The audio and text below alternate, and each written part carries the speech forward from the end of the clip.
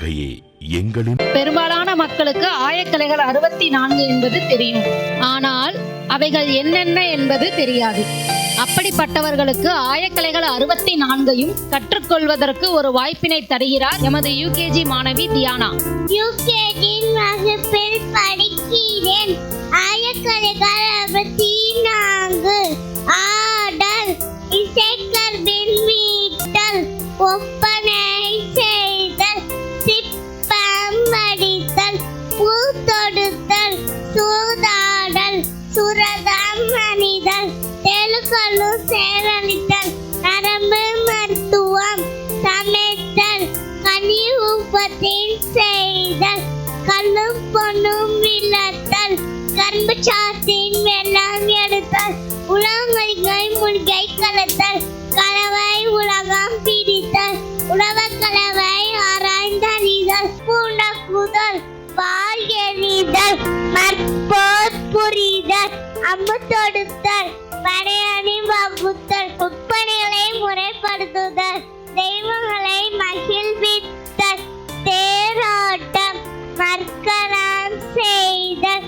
மரக்கலாம் செய்தல், பொற்கலாம் செய்தல், வெள்ளிக்கலாம் செய்தல், ஓவியம் வரைதல், லட்சமன் செய்தல், காலக்கருவியில் செய்தல், ஆடைக்கு நிறம் ஊட்டல், எந்நிறம் ஏற்றல், தோணி கற்றல், நூல் நூற்றல், ஆடை நெய்தல், சாணை பிடித்தல், பொன்னின் மன்று அறிதல், செயற்கை பொன் செய்தல், பொன் ஆபரணம் செய்தல், பொன்முலாம் முடுதல், தோல் பதமிடுதல், மிருகத்தோல் முறித்தல், பால் கறந்து நெய்யூர்கள், தையல், நீச்சல், இல்லத்துரிமை உறுத்தல், துவைத்தல், மைக்கலைகள், எள்ளி நியற்சியில் நெய்யெடுத்தல், உழுதல், மரமெடுதல், பணிவிடை செய்தல், ஊங்கில் முடைதல், பாத்திரம் வார்த்தல், நீல் கொணர்தல், நீர் தெளித்தல், இருமணம் செய்தல், மிருக பாகங்களுக்கு தமிழ் சமைத்தல், குழந்தை வளர்ப்பு, தவறினை தண்ணீத்தல், பிறமொழி எழுத்தரு பெறுதல், வெற்றிலே பாக்கு சிசப்படுத்தல், மேற்கூடிய கலைகளை உள்வாங்கும் நினைவு வெளிப்படுத்தும் நிதானம். நன்றி. ஆயக்கலைகளை எங்களுக்கு போதித்த ஆசிரியைக்கு மனமார்ந்த நன்றிகள். என்ன கண்ணாடி டம்ளரோட வர? இல்லப்பா, நம்ம பிள்ளைங்க எல்லாம் பாரு, எல்கேஜில இருந்து 5ஆம் கிளாஸ் வரைக்கும் இருக்க பிள்ளைங்க. என்ன சொல்ல வர? ஆனா ப்ரோக்ராம பாரு, ஒரு காலேஜ்ல இருக்க பிள்ளைங்க பண்ற மாதிரி ப்ரோக்ராம் பண்ணிருக்காங்க. சரியான இடத்துல வந்து அந்த பிள்ளைங்க சேர்ந்ததுனால தானே அவங்களால இப்படி பெர்ஃபார்ம் பண்ண முடிஞ்சது. சொல்றது 100க்கு 100 சரி. என் கையில இருக்க இந்த டம்ளர் மாதிரி ஒரு 4-5 டம்ளரை ஒரு சகலகலா ஷாலோமி என்கிட்ட கொடுக்குறேன். அவன் என்ன பண்றான்னு பாரேன்.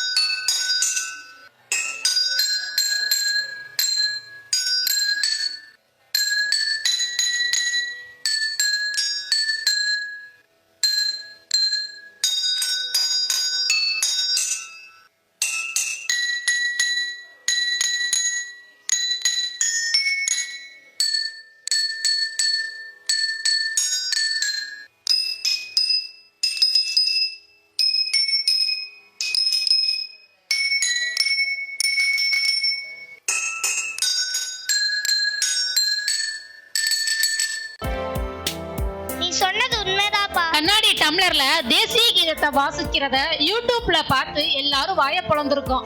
ஆனா இன்னைக்கு அத நம்ம முன்னாடியே நிகழ்த்தி இது எல்லாராலையும் செய்ய முடியும்ன்றத இந்த மாணவன் நிரூபிச்சிருக்கான். நம் நாட்டு மன்னன் நம் நடுவிலே சில வார்த்தைகளை பேச இருக்கிறார். நாட்டு மக்கள் அனைவருக்கும் என் வணக்கத்தை தெரிவித்துக் கொள்கிறேன். இந்த நிகழ்ச்சிகள் அனைத்தும் சிறப்பாக நடைபெறுவதற்கு காரணம் பெல்து சாஷாவின் திறமைகளையும் புத்தி கூர்மையையும் கண்டு நான் ஆச்சரியப்படுகிறேன். எனவே பெல்து சாஷாவை நம் நாட்டின் பிரதான மந்திரியாக இன்று முதல் அறிவிக்கிறேன்.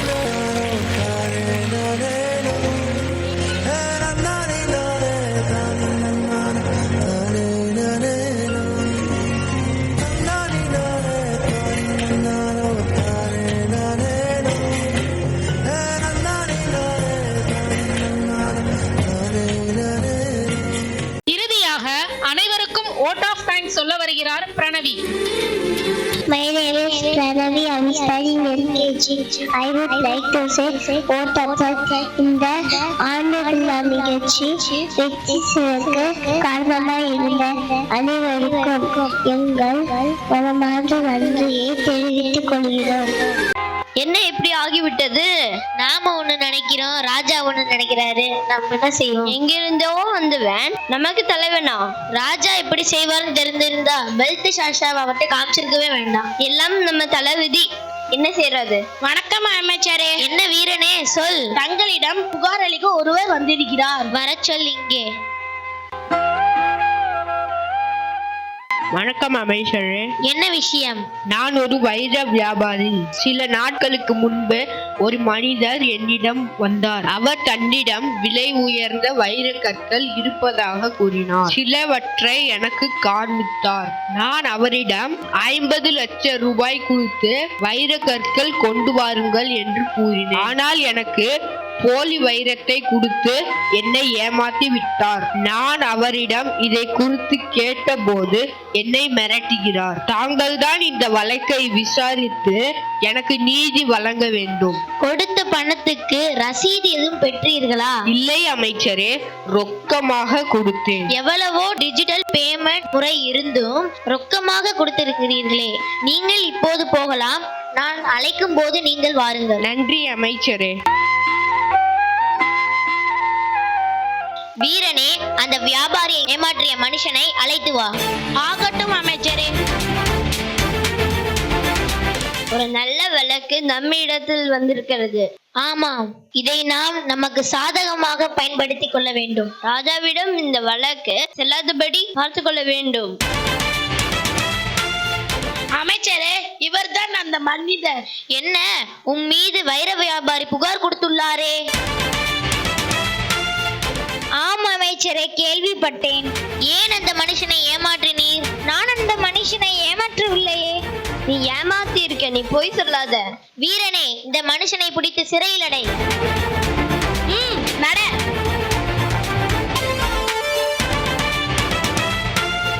அமைச்சரே, நான் ஒன்று சொல்ல வேண்டும். வீரனே, அவனை விடு. நன்றி அமைச்சரே. சொல், என்ன சொல்ல வேண்டும்? அமைச்சரே, இந்த வழக்கில் இருந்து என்னை விடுதலையாக்குங்கள். நீங்கள் என்ன கேட்டாலும் நான் தருகிறேன். ஓ, எனக்கு லஞ்சம் தருகிறாயா? லஞ்சம் இல்லை அமைச்சரே, அன்பளிப்பு. அந்த வைர வியாபாரியை ஏமாற்றி விட்டு எனக்கு லஞ்சம் தருகிறாயா? இந்த 2 குற்றத்துக்கும் தண்டனை என்ன தெரியுமா? எனக்கு தண்டனை வேணாம் அமைச்சரே, என்னை காப்பாத்துங்கள். அமைச்சருக்கே லஞ்சம் கொடுக்கிற நீ வெளியில் சென்றால் என்னென்ன செய்வாய்? உனக்கு தண்டனை நிச்சயம். வேண்டாம் அமைச்சரே, அது எனக்கு அவமானம். நான் வெளியே நடமாட முடியாது. என் குடும்பம் அழிந்து விடும். நான் சாவதை தவிர வேற வழி இல்லை. என்னை எப்படியாவது காப்பாத்துங்கள். பார்க்க பாவமா இருக்குப்பா, காப்பாத்தி விடுப்பா. ஆமாம் அமைச்சரே. அமைச்சர் சொல்வதால் உன்னை காப்பாற்றுகிறேன். நன்றி அமைச்சரே.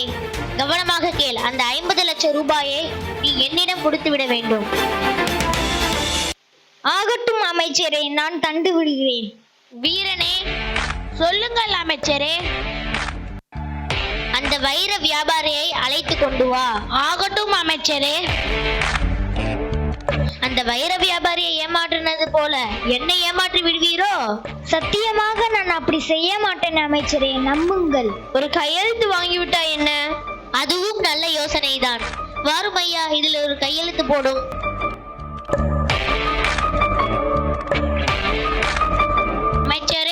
வியாபாரியை அழைத்து வந்திருக்கிறேன். வணக்கம் அமைச்சரே. உம்மை ஏமாற்றிய மனுஷன் இவர்தானா?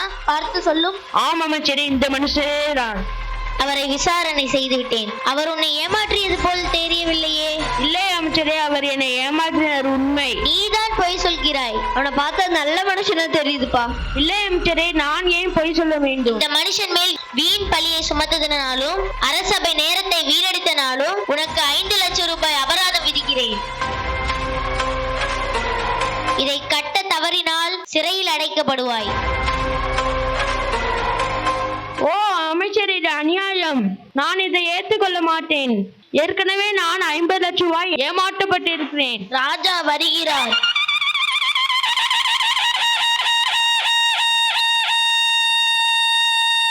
மன்னன் வாழ்க, மன்னன் வாழ்க. அமருங்கள்.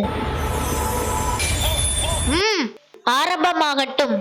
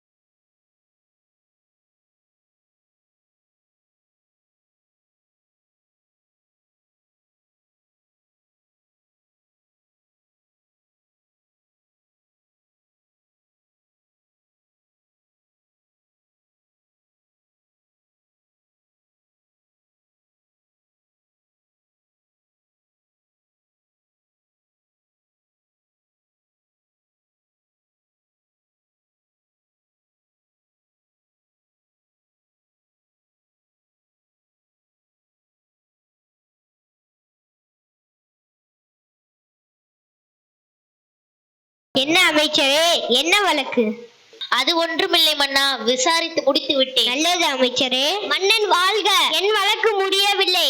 தாங்கள் அதை விசாரிக்க வேண்டும் என்று தாழ்மையோடு வேண்டுகிறேன். உன் வழக்கு என்ன?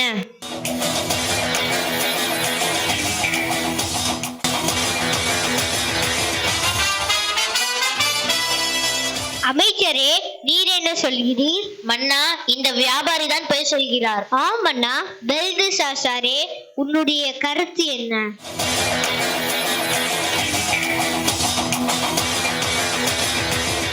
அப்படியா? ஆம் மன்னா. பெல்துசாசா இந்த வழக்கை விசாரிக்கட்டும்.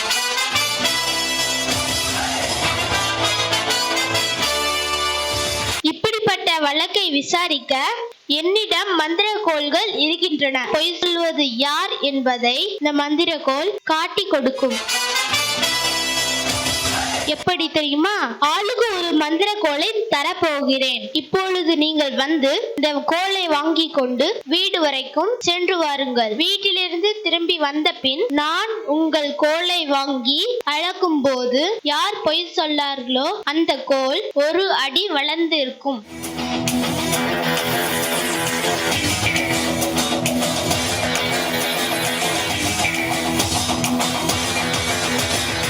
ஐயோ, இந்த மந்திரக்கோள் என்னை காட்டி கொடுத்துருமோ? ஓடவும் முடியல, ஒளியவும் முடியல. இப்படி மாட்டிக்கிட்டேனே, என்ன செய்யறது? எனக்கு உதவி செய்ய யாரும் இல்லையே. ஐயோ, என்ன செய்வேன்? நீங்க யாராவது என்னை காப்பாத்த முடிஞ்சா காப்பாத்துங்களேன். Super idea. ஒரு அடி வளரும்னு சொன்னாங்க. அந்த ஒரு அடியை வெட்டிட்டா என்ன? அரண்மனைக்கு போகும்போது அது ஈக்குவலா இருக்கும்ல. அருவா எங்க உடனே அருவாவை எடுத்து வெட்டிடுவோம்.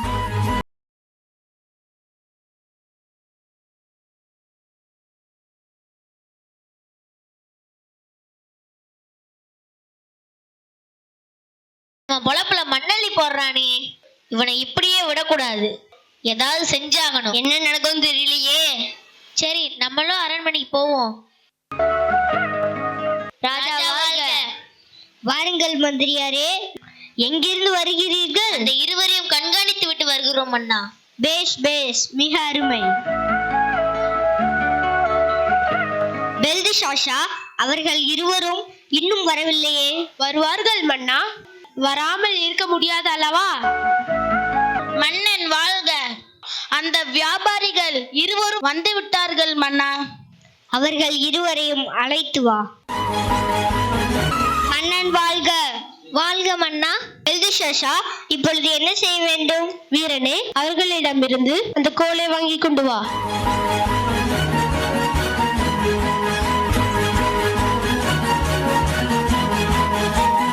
நான் இப்பொழுது இதை அளக்கப் போகிறேன்.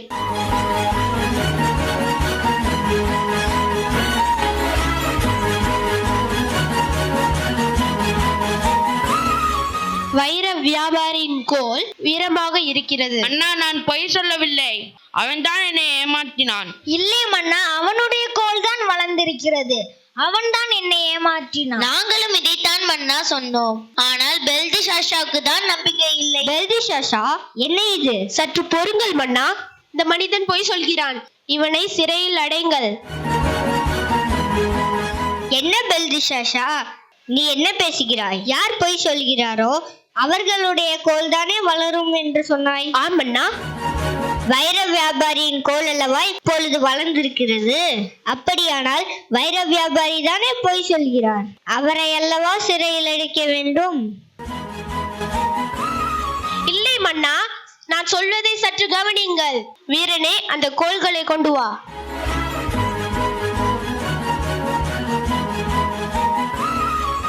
என்னிடம் இதை போல் நிறைய கோல்கள் இருக்கின்றன மன்னா. இந்த கோல்கள் அனைத்தும் ஒரே அளவை உடையது. ஆனால் இந்த கோல் மட்டும் ஒரு அடி சிறியதாக இருக்கிறது. எப்படி என்று சொல்லட்டுமா? நான் இந்த கோலை இவர்களிடம் கொடுக்கும்போது, இது மந்திர கோல், யார் பொய் சொல்கிறார்களோ அந்த கோல் வளரும் என்று சொன்னேன். உண்மையில் இது மந்திர கோல் இல்லை, இது வளராது. ஆனால் தவறு செய்தவன் தன் கோல் வளரும் என்று பயத்தில் ஒரு அடி வெட்டி விட்டான். எனவே அவனுடைய கோல் சிறிதாக இருக்கிறது. என்ன ஒரு புத்திசாலித்தனம் பெல்திஷாஷா. தவறு செய்தவனை உன்னுடைய புத்திசாலித்தனத்தால் எளிதில் கண்டுபிடித்து விட்டாய். இப்பொழுது சொல், நீ அவனை ஏமாற்றினாயா இல்லையா? மன்னா, என்னை மன்னித்து விடுங்கள். நான் பொய் சொல்லிவிட்டேன். என்னை தண்டிக்காதீங்கள். மன்னா, நான் அந்த பணத்தை கொடுத்து விடலாம் என்று எண்ணினேன். இந்த மந்திரி தான் அந்த பணத்தை என்னிடம் தா, நான் உன்னை காப்பாற்றுகிறேன் என்று சொன்னார். எனவேதான் நான் பொய் சொன்னேன். பெல்திஷாஷா, நீ சொன்னது சரிதான். உன்னுடைய கணிப்பு சரியாக இருக்கிறது. மந்திரியாரே, நீர் என்ன சொல்கிறீர்? என்னை மன்னித்து விடுங்கள் மன்னா. பண ஆசையில் வழி தவறி விட்டேன். தயவு செய்து என்னை தண்டிக்காதீர்கள். இந்த ஒரு முறை என்னை மன்னியுங்கள். பெல்திஷாஷா, இந்த மந்திரிக்கு என்ன தண்டனை கொடுக்கலாம் என்று சொல். அவரை தண்டிக்க வேண்டாம் மன்னா. இனிமேல் அவர் இப்படி செய்ய மாட்டார். இனிமேல் உயிருள்ள வரை இப்படி செய்ய மாட்டேன் மன்னா. பெல்திஷாஷா சொன்னதினால் உம்மை விட்டு விடுகிறேன். நன்றி மன்னா. யார் இங்கே? இதோ இருக்கிறேன் மன்னா. போய் அமைச்சரை அழைத்து வா. ஆகட்டும் மன்னா. வாழ்க மன்னா. என்னை அழைத்தீர்களா? ஆம் அமைச்சரே. எதற்காக இந்த நேரத்தில் அழைத்தீர்கள் என்று அறிந்து கொள்ளலாமா மன்னா? நான் ஒரு கனவு கண்டேன் அமைச்சரே. அந்த கனவின் கண்ட பின் என்னால் உறங்க முடியவில்லை. எனக்குள் ஏதோ பயமாக இருக்கிறது. அந்த சொப்பனத்தின் அர்த்தம் என்ன என்று உம்மால் சொல்ல முடியுமா? அந்த சொப்பனம் என்ன என்று சொல்லுங்கள் மன்னா. நான் அதன் அர்த்தத்தை சொல்ல முயற்சி செய்கிறேன். நான் ஒரு உயர்ந்த மலையின் மேல் நின்று கொண்டிருக்கிறேன். ஆங்காங்கே மலைகள் காணப்பட்டன. அந்த மலையிலிருந்து ஒரு கல் உருண்டு வரத் தொடங்கியது. அது ஒன்றும் பெரிய கல் அல்ல. ஆனால் அந்த கல் நான் நின்று கொண்டிருந்த மலையின் மேல் மோதி அந்த மலையை நொறுக்கிவிட்டது. உடனே நான் அங்கிருந்து ஓடிச் சென்று ஒரு பெரிய மரத்தின் மேல் ஏறிக்கொண்டேன். அந்த மரத்தில் ஒரு சிறு புழு இருந்தது. அந்த புழு என்ன செய்தது என்றால், நான் உட்கார்ந்திருந்த அந்த மரத்தை ஒரு நொடியில் தின்று தீர்த்து விட்டது. நான் பயந்து அலறி கண் விழித்து பார்த்தபோது அது ஒரு சொப்பனம் என்று புரிந்து கொண்டேன். அதற்கு பின் எனக்கு தூக்கம் வரவில்லை. உமக்கு ஏதாவது புரிகிறதா? ஒரு கல் எப்படி பெரிய மலையவே நொறுக்கும்? அதன் பொருள் என்ன? ஒரு சிறு புழு ஒரு இலையை வேண்டுமானால் சாப்பிடும், ஒரு மரத்தையே எப்படி சாப்பிடும்? இந்த சொப்பனத்தின் அர்த்தம் என்ன என்று தெரியவில்லையே. மன்னியுங்கள் மன்னா, இந்த சொப்பனத்தின் அர்த்தம் எனக்கு தெரியவில்லை. ஆனால் இந்த சொப்பனம் நல்ல சொப்பனம் போல் தோன்றவில்லை. கேட்ட எனக்கே இப்படி இருக்கிறது என்றால் சொப்பனத்தை பார்த்த உங்களுக்கு எப்படி இருக்கும்? இப்போது மன்னன் உறங்குவதற்கு ஏற்பாடு செய்கிறேன். சொப்பனத்தின் அர்த்தத்தை நாம் கண்டுபிடிப்போம். வீரனே, போய் சபை நடன பெண்களை அழைத்து வா. ஆகட்டும் அமைச்சரே. அமைச்சரை அழைத்தீர்களா? சற்று பொறும், மன்னன் உறங்கிக் கொண்டிருக்கிறார், அவரை தொந்தரவு செய்ய வேண்டாம்.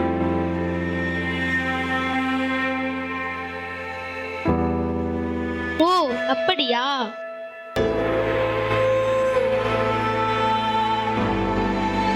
என்ன, நீங்கள் வீட்டிற்கு போகவில்லையா? ஆமண்ணா, இங்கேதான் இருக்கிறேன். வெல்திஷாஷா, நீ எப்போது வந்தாய்? நான் வந்து வெகு நேரம் ஆயிற்று மன்னா. மன்னன் கண்ட சொப்பனத்தின் அர்த்தத்தை என்னால் சொல்ல முடியும். ஓ, அருமை.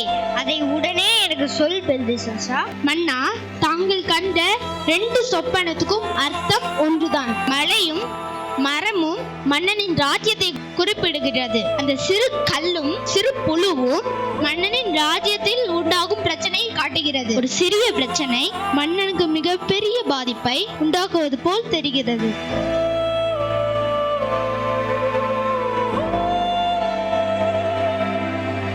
சரியான விளக்கமாக தோன்றுகிறது வெல்திஷாஷா. நாம் என்ன செய்யலாம்? மக்களுக்கு நமது ஆட்சியின் மேல் நம்பிக்கை இல்லை மன்னா. நமது ஆட்சியில் விலைவாசி உயர்ந்திருக்கிறது, வேலையில்லா திண்டாட்டம் பெருகிருக்கிறது. மன்னனுக்கு மக்கள் மேல் அக்கறை இல்லை. மக்களுடைய பிரச்சனையை மன்னன் விசாரிப்பதில்லை. நாட்டின் பொருளாதாரத்தை மன்னன் சிதைத்து விட்டார். இப்படியெல்லாம் மக்கள் நம்மேல் குற்றம் சுமத்துகிறார்கள் மன்னா. மக்கள் ஆங்காங்கே போராட்டம் நடத்தி கொண்டு இருக்கிறார்கள். மக்கள் என்ன எதிர்பார்க்கிறார்கள்? மன்னராட்சி வேண்டாம், எங்களுக்கு மக்களாட்சி வேண்டும் என்று மக்கள் கூறுகிறார்கள். இதை எப்படி சரி செய்வது?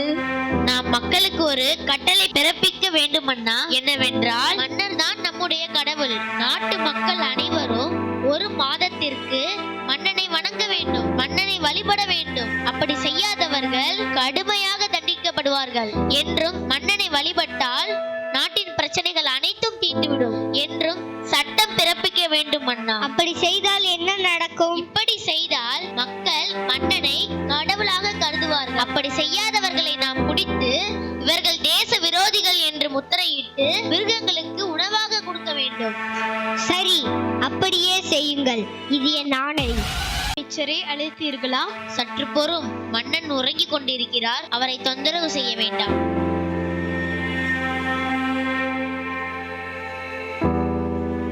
ஓ, அப்படியா?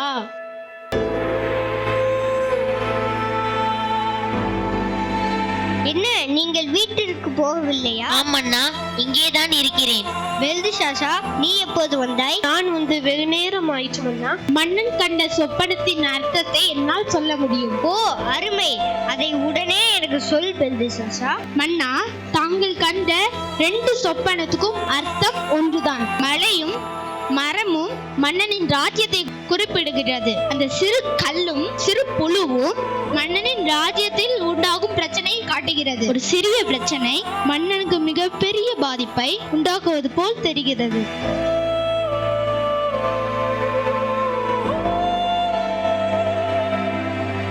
சரியான விளக்கமாக தோன்றுகிறது வெல்திஷாஷா. நாம் என்ன செய்யலாம்? மக்களுக்கு மக்களுக்கு நமது ஆட்சியின் மேல் நம்பிக்கை இல்லை மன்னா. நமது ஆட்சியில் விலைவாசி உயர்ந்திருக்கிறது, வேலையில்லா திண்டாட்டம் பெருகியிருக்கிறது. மன்னனுக்கு மக்கள் மேல் அக்கறை இல்லை. மக்களுடைய பிரச்சனையை மன்னன் விசாரிப்பதில்லை. நாட்டின் பொருளாதாரத்தை மன்னன் சிதைத்து விட்டார். இப்படியெல்லாம் மக்கள் நம்மேல் குற்றம் சுமத்துகிறார்கள் மன்னா. மக்கள் ஆங்காங்கே போராட்டம் நடத்தி கொண்டு இருக்கிறார்கள். மக்கள் என்ன எதிர்பார்க்கிறார்கள்? மன்னராட்சி வேண்டாம், எங்களுக்கு மக்களாட்சி வேண்டும் என்று மக்கள் கூறுகிறார்கள். இதை எப்படி சரி செய்வது? நாம் மக்களுக்கு ஒரு கட்டளை பிறப்பிக்க வேண்டும் அண்ணா. என்னவென்றால், மன்னர் தான் நம்முடைய கடவுள். நாட்டு மக்கள் அனைவரும் ஒரு மாதத்திற்கு மன்னனை வணங்க வேண்டும், மன்னனை வழிபட வேண்டும். அப்படி செய்யாதவர்கள் கடுமையாக தண்டிக்கப்படுவார்கள் என்றும், மன்னனை வழிபட்டால் நாட்டின் பிரச்சனைகள் அனைத்தும் தீர்ந்துவிடும் என்றும் சட்டம் பிறப்பிக்க வேண்டும் அண்ணா. அப்படி செய்தால் என்ன நடக்கும்? இப்படி செய்தால் மக்கள் மன்னனை கடவுளாக கருதுவார்கள். அப்படி செய்யாதவர்களை நாம் பிடித்து இவர்கள் தேச விரோதிகள் என்று முத்திரையிட்டு மிருகங்களுக்கு உணவாக கொடுக்க வேண்டும். சரி, அப்படியே செய்யுங்கள். இது என் ஆணை. இந்த வீடியோ உங்களுக்கு பிடிச்சிருந்தா சப்ஸ்கிரைப் பண்ணுங்க, லைக் பண்ணுங்க, உங்களோட ஃப்ரெண்ட்ஸுக்கு ஷேர் பண்ணுங்க. தேங்க்ஸ் ஃபார் வாட்சிங் திருமங்கலம் ஆல்பா டிவி. நன்றி, வணக்கம்.